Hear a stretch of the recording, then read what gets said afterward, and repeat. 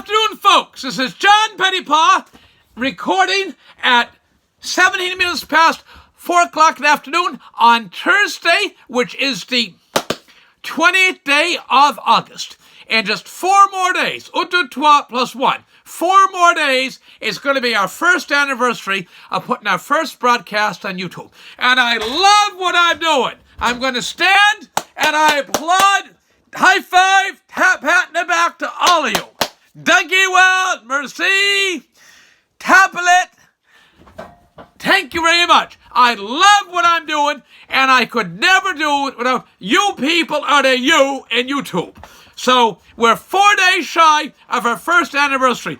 Tis every subscriber, viewer, commenter, bless your hearts. Now I'm going to get right to the topic today. Today we're going to talk about coronavirus and back to school. Coronavirus and back to school. Now, 66% of the deaths in the world could have been prevented. Deaths in the world by coronavirus. Had the communist Chinese people themselves are wonderful people, but the dictatorship that presently runs the country of mainland China, the Communist Party of China, they hid this coronavirus when it came out in December and January in Beijing, China. They hid it. Not good. Bad stuff, to put it mildly. Very bad stuff. Very, very bad stuff.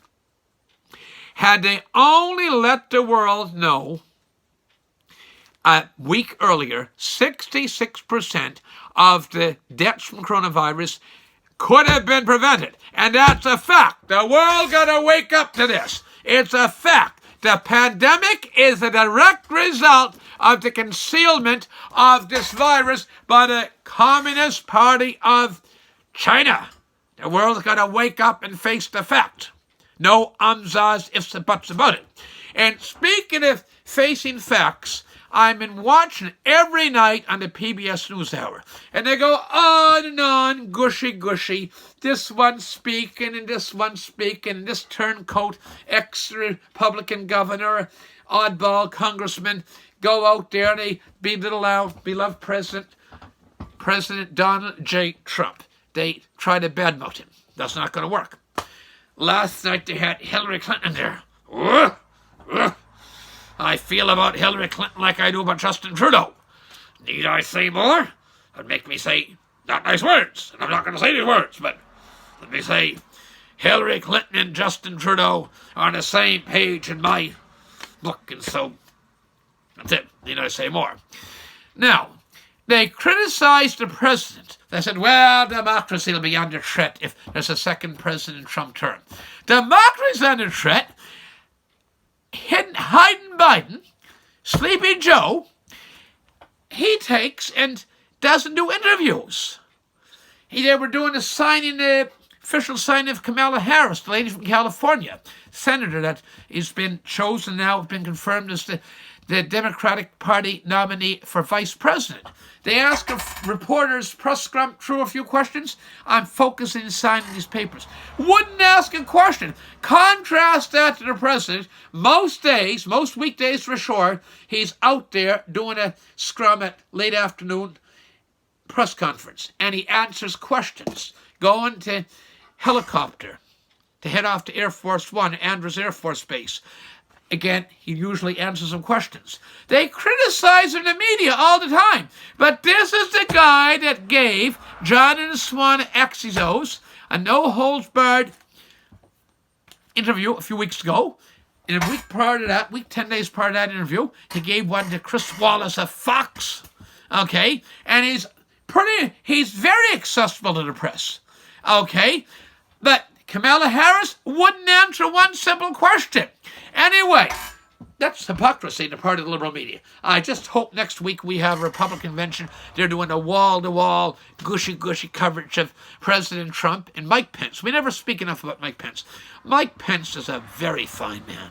He's a rock-solid gentleman. No ums, ahs, ifs, and buts about it, as is President Trump and the whole administration. Now, I want to get back to school. Look, you're not going to have perfection. It is a pandemic. It can be a nasty pandemic, but President Trump said about 5 days ago now, you cannot keep 50 million students out of school. We have 335 million people in the United States of America. United States of America, 335 million people. So 50 million is approximately 14.7%. In other words, one in every 7 Americans is either in preschool, primary to 12, or in university. You can't keep 50 million students and children out of school. The parents are just too hard on them, and kids are losing. The kids, I've had 2 or 3 teachers. 2 of them are over 30 years experience. And both of them told me they're excellent teachers. One was the guidance counselor after. She said, kids need structure in life. We all need structure. I lead a quite regimented life. Okay, I'm not in the military, but you don't have to be military to lead a regimented life. Kids need structure. We all need structure. It's not laissez-faire, do what you want, when you want, if you want to do it. What about kids need? One of those teachers told me, I feel sorry for the kids that need help. The tutorial or the thing over the computer, iPad, doesn't cut it if the kid wants to have, maybe they have vision problems, maybe they have hearing problems. Doesn't mean they're intellectually challenged, and if they're intellectually challenged, so be it. Okay, they're still God's dear, sweet, adorable children and part of the human race. They're very important. All life has value. That's the sanctity of life. That's what sets the Republican Party aside from the Democrats, those Democrats so-called. And I'm telling you, if the Democrats are in power, that's the ones you'd have to worry about democracy being under threat. The Democrats, we have a prime minister up here in Canada called Justin Trudeau, the Trudeau boy. And he prorogued Parliament. Well, when Stephen Harper had to do that in a pinch point in his first minority government, he won 3 elections, very few prime ministers do that. Oh, he prorogued Parliament. You thought it was something awful or untold or sinister. He prorogued Parliament. But I didn't see the guy with his sleazy little cartoons in the Halifax Herald do anything about Justin Trudeau proroguing Parliament. Oh, well, man got to do what a man got to do.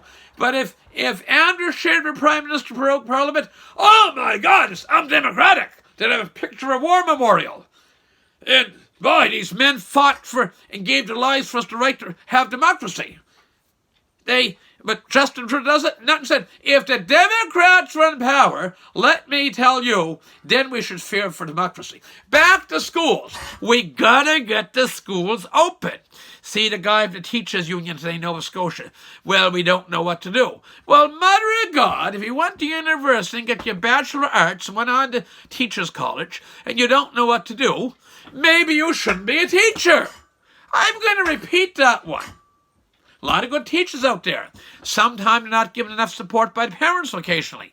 But that said, if the President Teacher Union sincerely believes, and what he said was quoted in Halifax Herald this morning, we don't know what to do.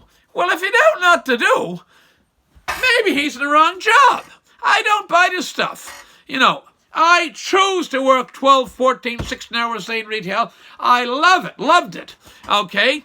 Some people are carpenters, some people are iron workers, boiler makers, nurses, school bus drivers, railroad men, I can go on. Okay? We choose, we're free men and women to choose who we want to be. If they feel so sorry for themselves, get out of the teaching business. There's other people that will teach. With that, it's John Pettipas. I repeat what the President said, the United States figures. I'm going to say the same in Nova Scotia or Canada, or any country in the world. In the case of the United States, the figures are, you can't have 50 million students out of school. It's just wrong, not good. People will get colds. This will happen, whether they're in school or not. So they take it. And one more thing. The press keeps going on about the coronavirus. They just love CNN, these liberal media, PBS, just loves to talk about how many people got infected with coronavirus. But the death rates, as the percentage of the people getting infected, is going down. By the way, not everything's going down. Something is going up. And one thing is, I sat here and made a recording about 4 days ago, and I said I'm feeling increasingly confident about President Trump. The polls are narrowing, and we still have 10.5 weeks to go. The polls are narrowing. You cannot win the presidency, Sleepy Joe, hiding in your den, your bunker back in Williamson, Delaware, or having Kamala Harris march her out the stage with a mask on, face breathing mask, and ignore the reporters' questions. I'd just love to see if President Trump or Vice President Pence pulled that stunt. There'd be editorials in the Washington Post and the New York Times, and they'd be editorializing on CNN and blah, blah, blah. Anyway, the pandemic, to sum up, is the seriousness of it is a direct result of the concealment of the virus by the Communist Party of China. There's no ums, ahs, ifs, buts about it. And a lot of people died in China that wouldn't have died had the Communist Party not been so secretive on it. And as far as getting the kids back to school and students, we got to get the schools open. No system's perfect, but we got to get the schools open. With that, this is John Pettipas, and it's almost 27 minutes past 4 o'clock. Lost an hour here. Almost 27 minutes past 4 o'clock in the afternoon on Thursday, the 20th day of August. And as we quickly approach, just 4 days away from our first anniversary on YouTube, I want to sincerely thank every one of you viewers, subscribers, commenters, each and every one of you wonderful people out there on the internet, the computer machine, smartphones, iPads. Thank you very much. I applaud you. I sincerely thank you all. We could not have done it without you, and we ask you to keep on mentioning the station to people. Keep mentioning the station.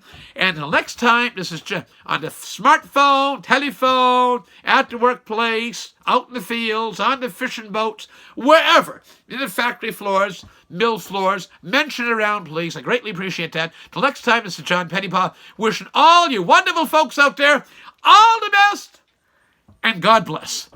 Thank you very much. Bye for now.